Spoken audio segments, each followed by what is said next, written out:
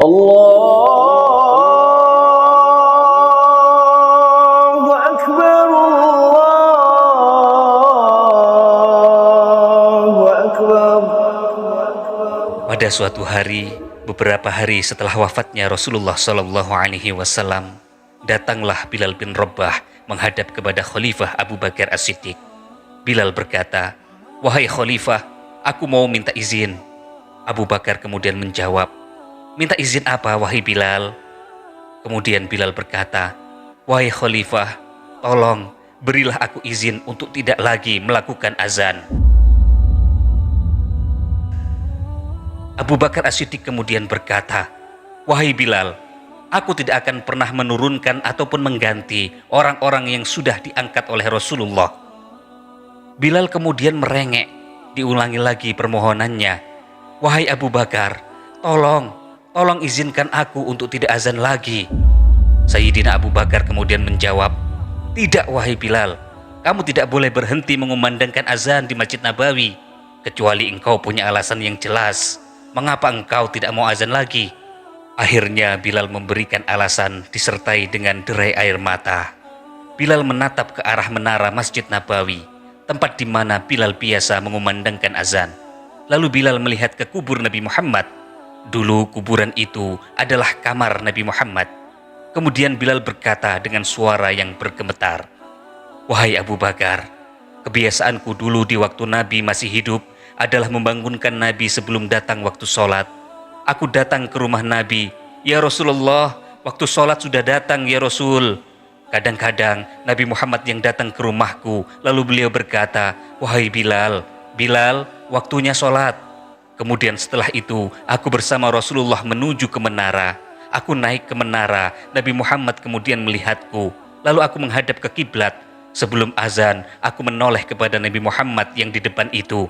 Kemudian aku melakukan azan, dan setelah itu aku turun, disambut oleh Rasulullah. Wahai Abu Bakar, kebiasaan itu aku lakukan sehari 5 kali dan berulang-ulang kali selama beberapa tahun. Sehingga sungguh suasana keadaan itu mengingatkan aku kepada Rasulullah, sehingga aku tidak mampu melakukan azan lagi saat ini, wahai Abu Bakar. Aku tidak kuat mengingat kenanganku dengan Rasulullah." Abu Bakar pun menitikkan air mata. Kemudian Abu Bakar berkata, "Wahai Bilal, kalau memang alasanmu seperti itu, wahai Bilal, silakan Bilal, kamu boleh tidak lagi azan." Sebenarnya di dalam lubuk hati Abu Bakar yang paling dalam, ia masih menginginkan Bilal bin Rabah yang menjadi muazzin seperti ketika ia menjadi muazzin Nabi. Setelah mendapatkan izin dari Abu Bakar, Bilal bin Rabah kemudian pergi dari kota Madinah. Ia memutuskan untuk tinggal di negeri Syam.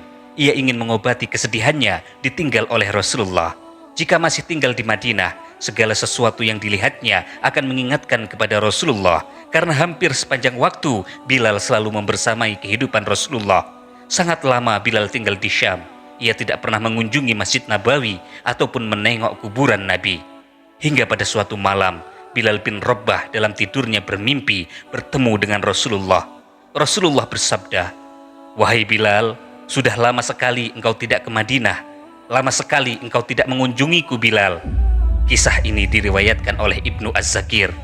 "Wahai Bilal, alangkah kerasnya hatimu.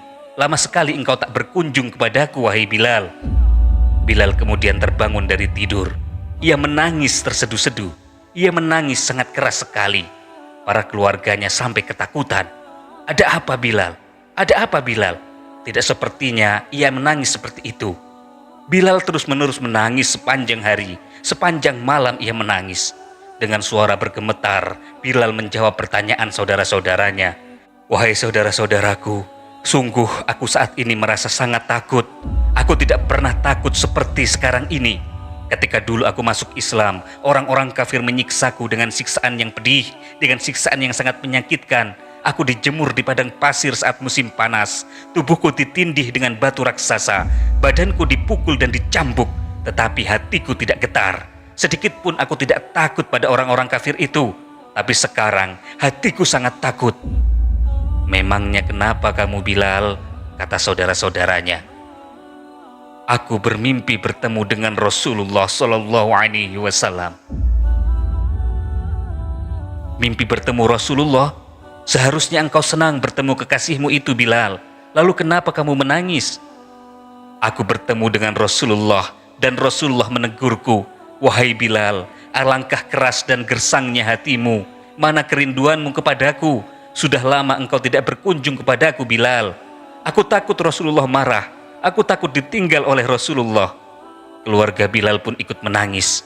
Mereka kemudian memberikan saran, Bilal, kelihatannya memang sudah waktunya engkau berziarah kepada Rasulullah.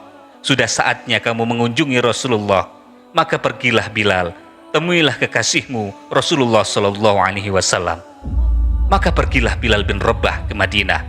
Demi Allah, itu adalah perjalanan yang sangat indah. Karena perjalanan untuk melunasi kerinduan menuju orang yang sangat dicintai, menuju kubur Nabi Muhammad Shallallahu Alaihi Wasallam. Berjalanlah Bilal dengan perjalanan yang tidak pernah kenal lelah. Bilal terus berjalan dan tidak mau beristirahat. Yang ada di hati Bilal adalah segera sampai ke Madinah. Setelah beberapa lama di perjalanan, akhirnya Bilal memasuki kota Madinah. Terlihatlah oleh matanya bukit-bukit, pemukiman masyarakat yang semakin ramai. Di saat itulah air mata Bilal sudah mulai mengucur. Bilal sadar bahwasanya bukit-bukit itu adalah bukit-bukit yang pernah dilihatnya bersama Rasulullah. Jalan yang ia lalui itu pernah dilaluinya bersama Rasulullah. Mulailah Bilal menangis. Ia berjalan dengan derai air mata. Dan di saat Bilal memasuki kota Madinah, sungguh tangisnya semakin keras. Tangis Bilal semakin kuat. Bilal tidak melihat sudut kota kecuali terlihat oleh matanya Rasulullah. Bilal tidak melihat bangunan kecuali dilihatnya ada Rasulullah di sana. Bilal tidak melihat hamparan pasir kecuali terlihat olehnya Rasulullah. Kenangan yang indah bersama Rasulullah benar-benar membekas di hati Bilal bin Rabah. Semuanya yang ada di Madinah mengingatkan Bilal kepada Rasulullah. Bilal bin Rabah terus berjalan menuju kubur Nabi Muhammad SAW. Dan setelah itu, setelah sampainya di kuburan Nabi, Bilal terduduk. Ia mengucapkan salam, akan tetapi Bilal sudah kehabisan suara. Air matanya terus mengucur. Suara Bilal sudah habis, larut bersama kerinduan dan tangisannya di sepanjang perjalanan. Bilal hanya bisa mengucap dengan suara lirih, suara parau. Ia berkata, Assalamualaikum ya Rasulullah, Assalamualaikum ya Habiballah, Assalamualaikum ya Nabi Allah. Bilal kemudian terduduk di hadapannya kubur Nabi Muhammad. Dengan derai air mata, Bilal menangis. Ia mengguling-gulingkan mukanya di atas kubur Rasulullah karena perasaan rindu dan haru. Tiba-tiba saja pada saat Bilal sedang larut dalam tangisan, ada yang menepuk kepala Bilal bin Rabah. Bilal bin Rabah kemudian menoleh. Ternyata di sana sudah ada Sayyidina Abu Bakar ditemani oleh Sayyidina Umar. Lalu Bilal berdiri, dipeluknya kedua sahabat dekat Rasulullah itu. Abu Bakar kemudian berkata, wahai Bilal, engkau menangis. Tangisanmu tidak seperti biasanya Bilal. Ada apa wahai Bilal? Kemudian Bilal berkata, wahai Khalifah, sungguh aku saat ini merasakan takut yang luar biasa. Apa yang membuatmu takut Bilal? Kata Abu Bakar.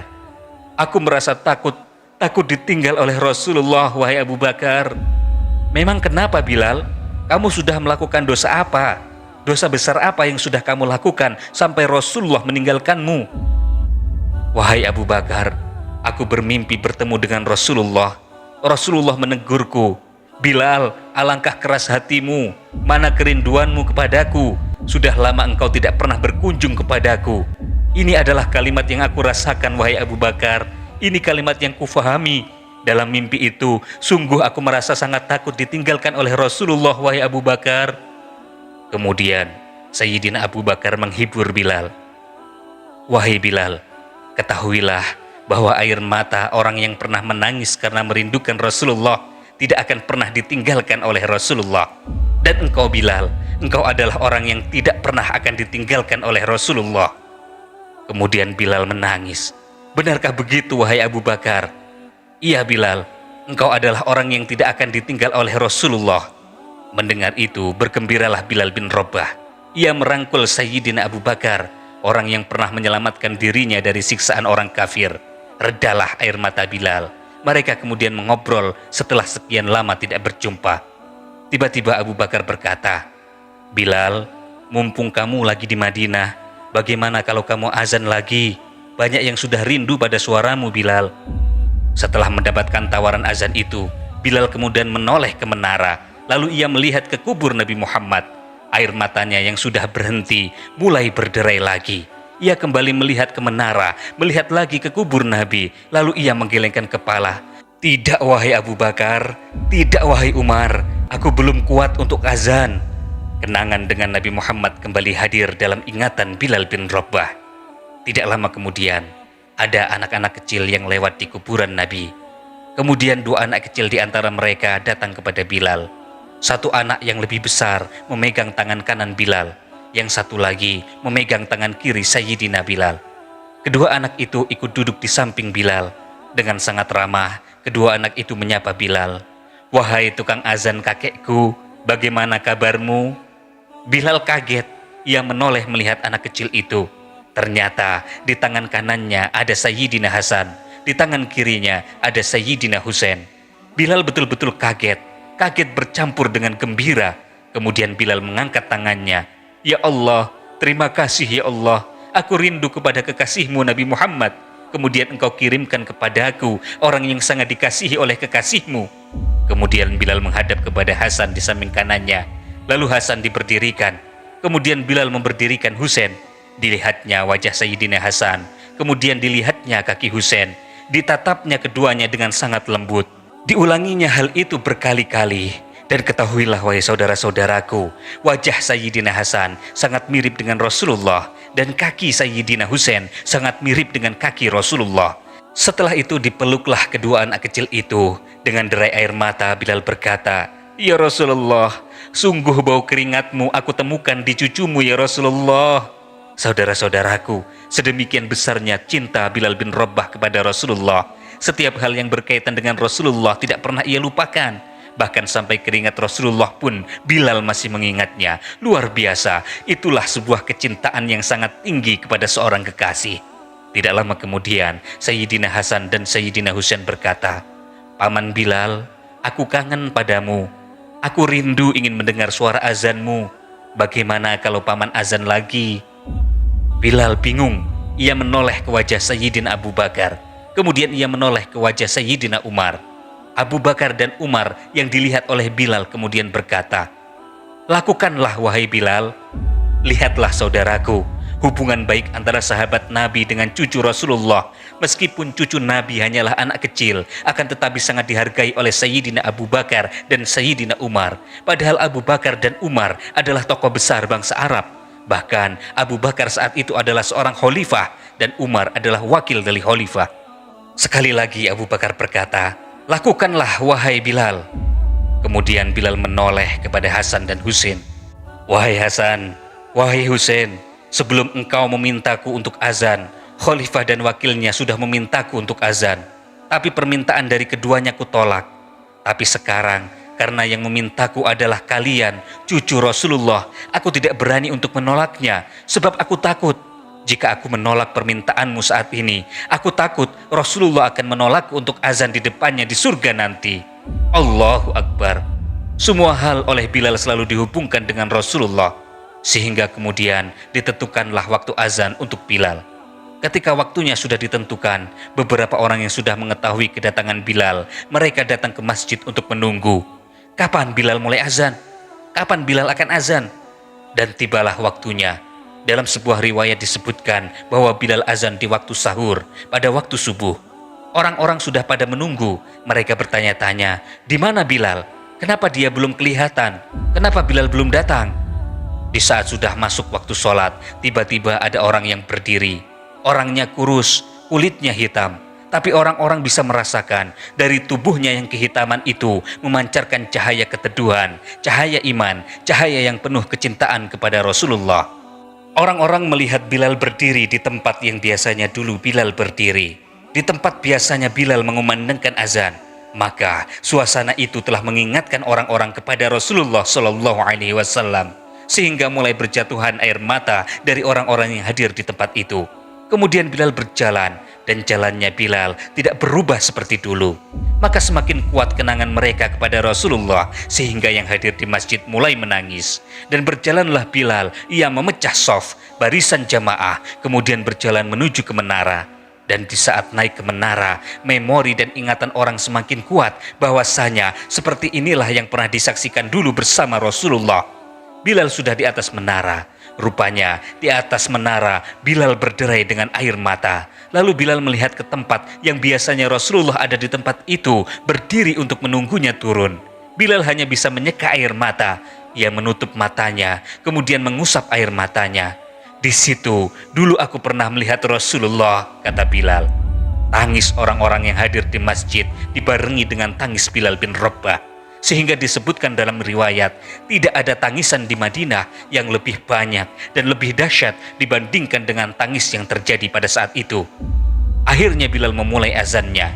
Allahu Akbar, Allahu Akbar. Suasana ini menggelegar, mendayu-dayu, terdengar di mana-mana. Dan sungguh berbarengan dengan suara azan Bilal, suasana di Madinah pada saat itu benar-benar terasa seperti pada saat Rasulullah masih hidup dan berada di antara mereka. Hembusan angin dan hawa perasaan yang kuat terasa seperti ketika Rasulullah masih hidup.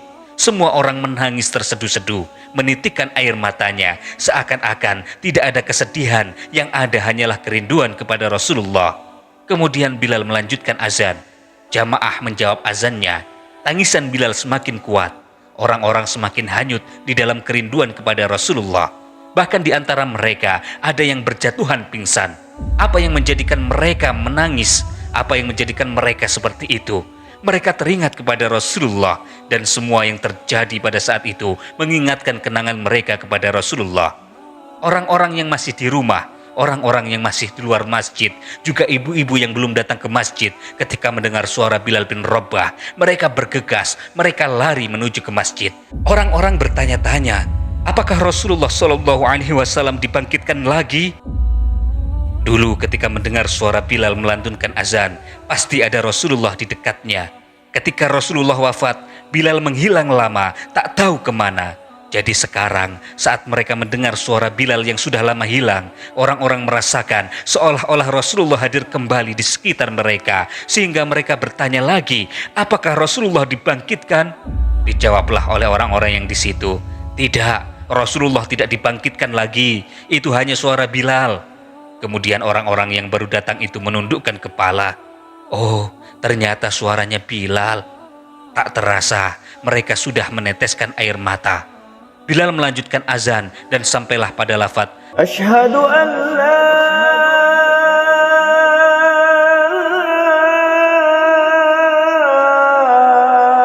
ilaha illallah.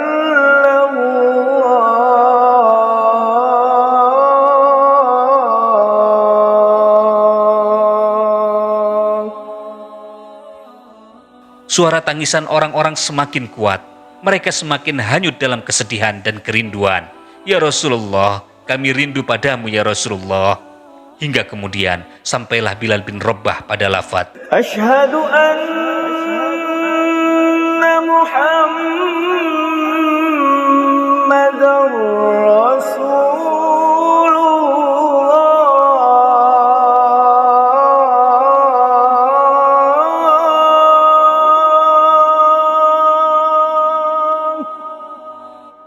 Suara Bilal tidak lagi terdengar. Ternyata saat itu Bilal sudah pingsan saat menyebut kalimat Muhammad. Dan ternyata saat itu banyak orang yang sudah terjatuh. Orang-orang banyak yang pingsan, tidak mampu mendengarkan. Pada saat tersadar, Bilal hanya berkata, lanjutkan azannya, aku tidak mampu lagi untuk melanjutkan. Allahu Akbar. Ini adalah makna cinta yang sangat agung, cinta kepada Allah dan Rasul-Nya. Saudara-saudaraku, meskipun kita tidak hidup sezaman, kita tidak pernah bertemu dengan Nabi Muhammad dan para sahabat, bukan berarti kita tidak bisa mendapatkan kenikmatan untuk mencintai Rasulullah. Justru meskipun mereka tidak bisa ditangkap dengan panca indera, kenikmatan untuk mencintainya akan tetap ada, yakni dengan mengikuti kebaikan-kebaikan, meniru sifat-sifat, serta patuh pada ajaran Rasulullah. Seorang mukmin yang mencintai Nabi Muhammad akan dikumpulkan bersama Rasulullah kelak di surga, meskipun ibadah-ibadah yang dilakukan tidak sesempurna seperti ibadah yang dilakukan oleh Rasulullah. Dalam sebuah hadis diceritakan, ada seorang Arab Badui yang bertanya, "Ya Rasulullah, kapan kiamat datang?" Kemudian Rasulullah berkata, apa yang telah kamu siapkan untuk menghadapinya?" Kemudian orang Badui itu menjawab, "Aku tidak mempersiapkan banyak sholat, juga tidak mempersiapkan puasa untuk menghadapi kiamat ya Rasulullah. Tetapi aku mencintai Allah, aku mencintai Rasulullah." Rasulullah kemudian bersabda, "Al-mar'u ma'a man ahbabta." Seseorang akan bersama orang yang dicintainya. Kemudian dalam Quran surat An-Nisa ayat 69 Allah berfirman, "Dan barang siapa menaati Allah dan Rasul-Nya, maka mereka itu akan bersama-sama dengan orang yang diberi nikmat oleh Allah, yaitu para nabi, para pecinta kebenaran, orang-orang yang mati syahid, dan orang-orang yang saleh. Mereka itulah teman yang sebaik-baiknya teman." Ayat di atas diturunkan kepada Sauban, yaitu budak Rasulullah.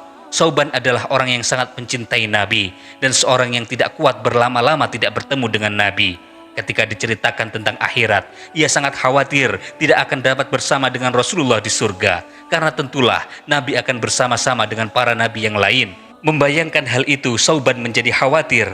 Ia cemas jikalau tidak bisa bertemu dengan Rasulullah lagi, apalagi ketika Rasulullah sudah wafat. Ayat di atas juga mengisyaratkan bahwa dahsyatnya perasaan cinta akan menjadikan seseorang yang mencintai itu akan dikumpulkan dengan orang-orang yang dicintainya. Tentunya saudara-saudaraku, mentaati dan mencintai Nabi harus disertai dengan rasa cinta di dalam melaksanakan ajaran-ajaran yang kemudian dibuktikan dengan kesalehan pribadi ataupun kesalehan sosial.